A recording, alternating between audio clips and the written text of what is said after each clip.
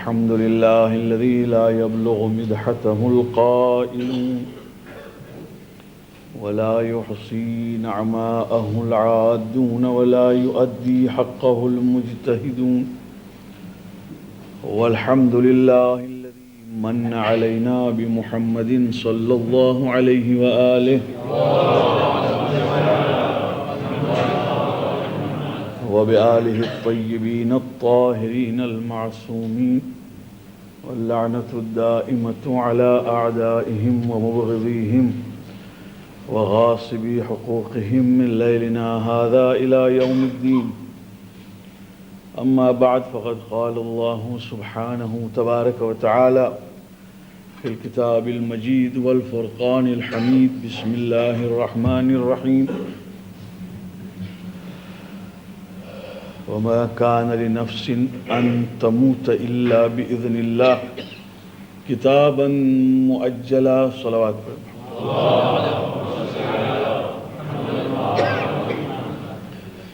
قرآن مجید میں خداوند کریم ارشاد فرماتا ہے اور کسی نفس کو اس بات کی اجازت نہیں ہے کہ وہ جب تک کہ خداوند کریم کا حکم نہ ہو مرے، موت پائے. جب تک کہ حکم خداوند کریم نہ ہو کسی نفس کو اجازت نہیں ہے کہ وہ مر جائے. مطلب یہ ہے کہ موت اگر واقع ہوتی ہے تو اللہ کی اجازت سے ہوتی ہے کہ نفس اس وقت تک زندہ ہے جب تک کہ خداوند کریم کا حکم ہے. کتابا مؤجلا، ایک ریکارڈ ہے ہر ایک انسان کے لیے، چاہے وہ مرد ہو یا عورت ہو، مؤجلا جس کی مدت قرار دی جا چکی ہے کہ اتنی مدت. لفظ اجل کو لوگ سمجھتے ہیں کہ اجل سے مطلب موت ہے. اجل سے مطلب موت نہیں ہے، اجل سے مطلب مدت ہے. جب مدت آ گئی تو اسی واسطے اس کو اجل کہتے ہیں. چنانچہ نہج البلاغہ میں امیر المومنین علی بن ابی طالب صلوات اللہ وسلام علیہ فرماتے ہیں کہ انسان کی سب سے زیادہ حفاظت کرنے والا، پروٹیکشن دینے والا اس کی اجل. اب اجل کا مطلب موت نہیں ہے. سب سے زیادہ انسان کو پروٹیکشن دینے والی چیز کیا ہے؟ اجل. فرماتے ہیں کہ دیوار کا گر جانا تجھ پر کہ تو دب کے مر جائے، پانی میں ڈوب کے غرق ہو جانا، آگ سے جل جانا، یہ ساری مصیبتیں ہو سکتی ہیں. اجل چونکہ نہیں آئی لہذا اجل جو ہے وہ تمہارا پروٹیکٹر ہے. چنانچہ خود نے وہ آپ 1000 مرتبہ سنتے آئے ہیں، تمام علماء بیان کرتے ہیں، لیلۃ الحریر، جنگ صفین، جبکہ مولا عین لڑائی کے وقت میں جبکہ دونوں صفیں آمنے سامنے کھڑی ہیں نماز پڑھ رہے، نماز کا وقت آ گیا، نماز پڑھ رہے، تو عبداللہ ابن عباس نے کہا یا علی، یہ ابھی تو کوئی وقت، قضا بھی نہیں ہو رہی ہے نماز، ابھی تو کوئی وقت نہیں تھا جب آمنے سامنے ہیں اور آپ نے زرہ بھی نہیں پہنی ہے. مطلب میں اس وقت وہ آرمر بھی نہیں پہنے ہوئے تھے جو لڑائی میں پہنی جاتی ہے چیز. تو حضرت نے فرمایا ابن عباس سے کہ عبداللہ عجیب ہے، تم کیسی بات کرتے ہو؟ تجھے نہیں معلوم کہ اگر موت آنے والی ہے تو وہ تو ہزاروں لباس کے اندر بھی آ جاتی ہے. چونکہ میں اس بات پر یقین رکھتا ہوں کہ جو کتاب مؤجل میں ہے وہ ہونے والا ہے، لہذا مجھے کیا ڈر ہے، جس نماز کے لیے جنگ ہو رہی ہے اسی نماز کو ادا کر رہا ہوں. ایک اجل ہے جو میں نے ابھی بیان کی، ایک اجل جو قرآن مجید میں ہے اس کی طرف توجہ ضروری ہے. وَلِكُلِّ أُمَّةٍ أَجَلٌ، ایک تو میری اور آپ کی اجل جب آئے گی تب چلے جائیں گے، جب مدت ختم ہو جائے گی. سیویلائزیشن اور امت کے لیے بھی ایک اجل ہے، امت اور گروپ کے لیے بھی ایک اجل ہے. فَإِذَا جَاءَ أَجَلُهُمْ لا يستأخرون ساعة ولا يستقدمون.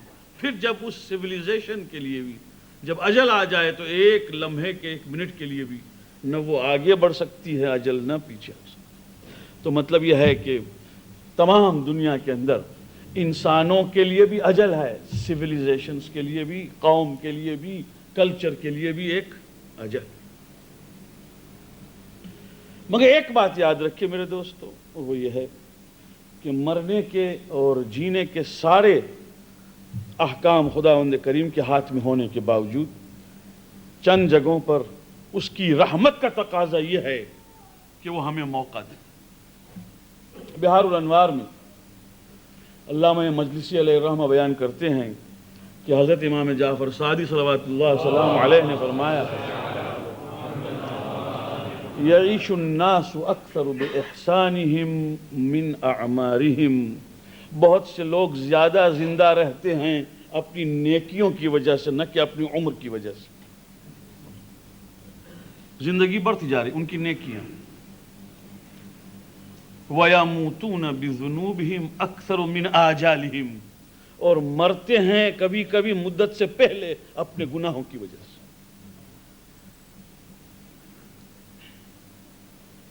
فرماتے ہیں جب کوئی صلہ رحم کرتا ہے، یعنی بھائی نے بھائی سے رشتہ کاٹنے کی کوشش کی، اس نے اس کو جوڑ دیا، جہاں خصوصاً خون کا رشتہ ہو، کانسینگوینل ریلیشن، اس نے توڑنے کی کوشش نہیں کی بلکہ جوڑنے کی کوشش۔ اس نے کسی کی دعا لے لی، اسے خبر نہیں ہے، کسی بیوہ کی، کسی یتیم کی۔ زندگی بڑھتی جا رہی ہے نیکیوں سے۔ فرمایا جب کوئی قطع رحم کرتا ہے، یعنی جب توڑتا ہے، تو زندگی کم ہوتی جا رہی ہے۔ ظلم کرتا ہے، وہ سمجھتا ہے کہ میں کما رہا ہوں، اس کمائی میں کسی کا حق ہے، کسی کا خون ہے، خیانت ہے، بددیانتی ہے، وہ سمجھ رہا ہے کہ تجوری بڑھتی جا رہی ہے اور عمر کم ہوتی جا رہی ہے۔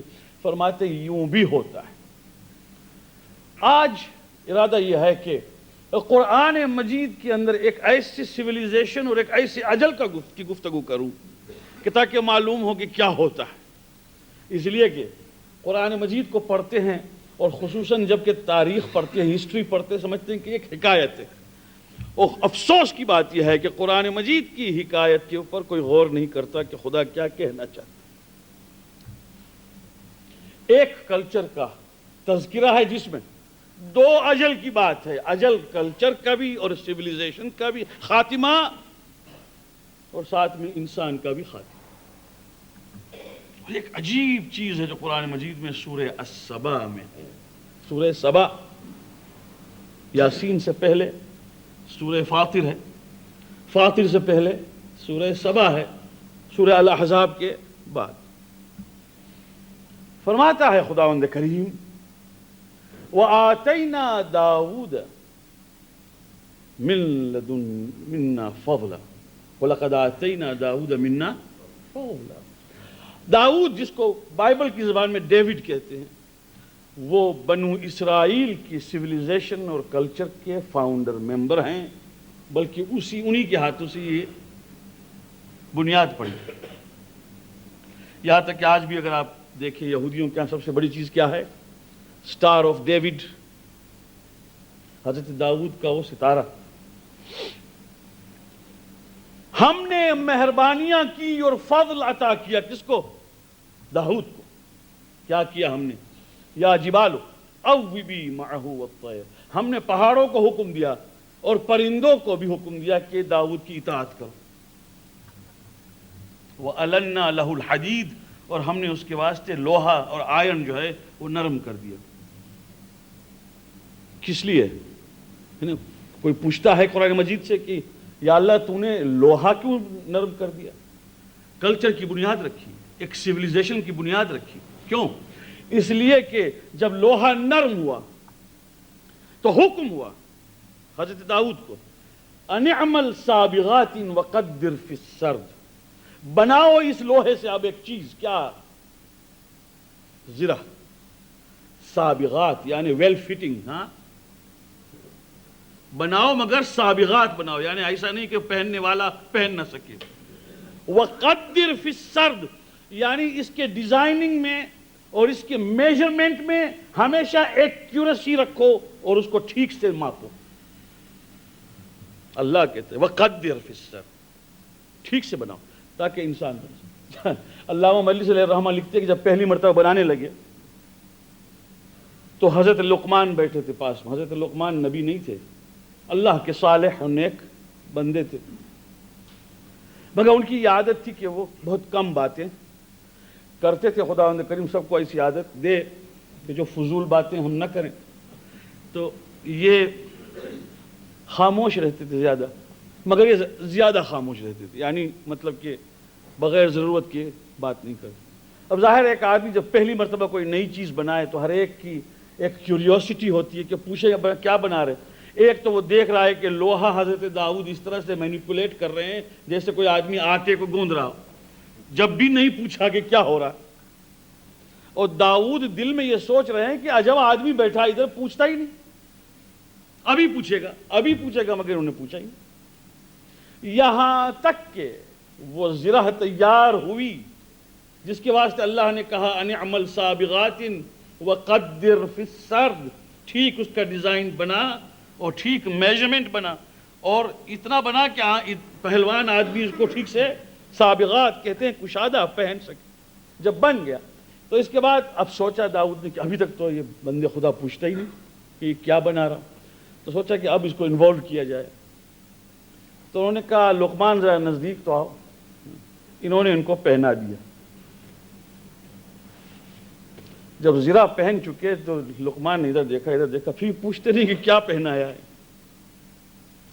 تو اس وقت صبر کا پیمانہ جو ہے وہ اب لبریز ہو گیا. ایک مرتبہ داؤد نے کہا لقمان آ جاؤ، آدمی ہے صبح سے لے شام تک ایک چیز بن رہی ہے پوچھتا نہیں، تجھ کو پہنا چکا پھر بھی پوچھتا نہیں، کیا تو نے کبھی ایسی چیز پہنی بھی تھی؟ کہا نہیں. تو پوچھتا کیوں نہیں کیا ہے؟ لقمان نے کہا دنیا میں ایک چیز کا خیال رکھو داؤد، جو چیز انسان خود کہنے والا ہو کہ کیا ہے اس کو کبھی نہیں پوچھنا کیا.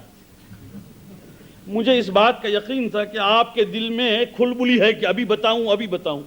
آپ خود بتائیں گے میں کیوں بولوں اتنے میں الفاظ کو کیوں.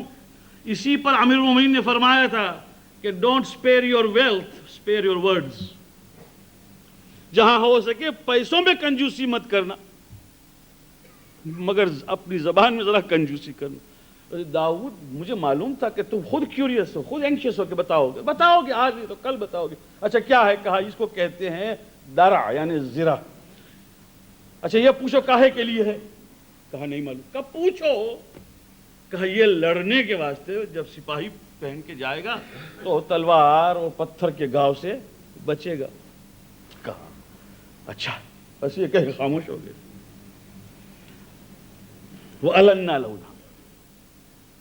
یہ عجیب چیز ہے کہ زرہ بننے کی ایک انڈسٹری شروع ہوئی حضرت داؤد کے زمانے میں. لوگوں نے اس سیویلائزیشن کی ابتدا میں اتنے پیسے بنائے اور اتنی دولت کمائی کہ کوئی انتہا نہیں. یہ سیویلائزیشن ہے، یہ صرف ایک معجزہ نہیں ہے بھائی. آج کل جتنی چیزیں بنتی ہیں ہر ٹیکنالوجیکل ایڈوانس کے ساتھ جو بھی چیز نہیں بنتی ہے وہ کنٹریبیوٹ کرتی ہے سیویلائزیشن میں. اس زمانے میں یہ شروع. اب اس کے بعد اللہ کہتا ہے مگر وَعْمَلُوا صَالِحًا، تم کو ہم نے ایک فن سکھایا ہے مگر نیکی سے ہٹنا نہیں. ہاں انی بما تعملون بصیر، تم جو کچھ بھی کرتے ہو میں دیکھ رہا ہوں. یعنی ہر سیویلائزیشن میں خدا جب نعمت دیتا ہے اور جب ایڈوانس کرتا ہے وہ نیشن اور ٹیکنالوجی بڑھتی جاتی ہے، علم بڑھتا جاتا ہے، تنور اور نور اور روشن فکری بڑھتی جاتی ہے، ایک بات اللہ بار بار یاد دلاتا ہے میرے بندو نیکی کے جادے سے نہ ہٹنا. یہ نہ سمجھنا کہ ہم سیلف سفیشینٹ ہیں، میں دیکھ رہا ہوں تم کیا کرتے ہو. داؤد کا انتقال ہوا مگر خداوند کریم نے اس کو پھر بھی جاری رکھا جب تک کہ دیکھا کہ ابھی تک نیکی ہے. اللہ فرماتا ہے وَلِسُلَيْمَانَ الرِّيحَ غُدُوُّهَا شَهْرٌ وَرَوَاحُهَا شَهْرٌ. اب داؤد کا بیٹا سلیمان ہے، ہم نے اس کو ایک ایسی خاص گفٹ اور ایک ایسا خاص معجزہ عطا کیا کہ ہوا اس کے تابع دن میں ایک دن میں جب دھوپ چمکتی تھی تو 1 مہینے کی راہ جاتے تھے، اور جب شام ہوتی تھی جب بھی 1 مہینے کی راہ جاتے تھے، یعنی ٹریولنگ اتنی فاسٹ۔ وَأَسَلْنَا لَهُ عَيْنَ الْقِطْرِ، اور ہم نے اس کے واسطے برونز اور ٹن اور یہ سارے جو میٹلز ہیں اس کے ہم نے پانی بہا دیے، مطلب he could do whatever he want with that metal۔ وَمِنَ الْجِنِّ مَنْ يَعْمَلُ بَيْنَ يَدَيْهِ بِإِذْنِ رَبِّهِ، انسان تو انسان ہے، جنات کو بھی ہم نے اس کے تابع کر دیا کہ وہ عمل کرے، کام کرے اللہ کی اجازت سے۔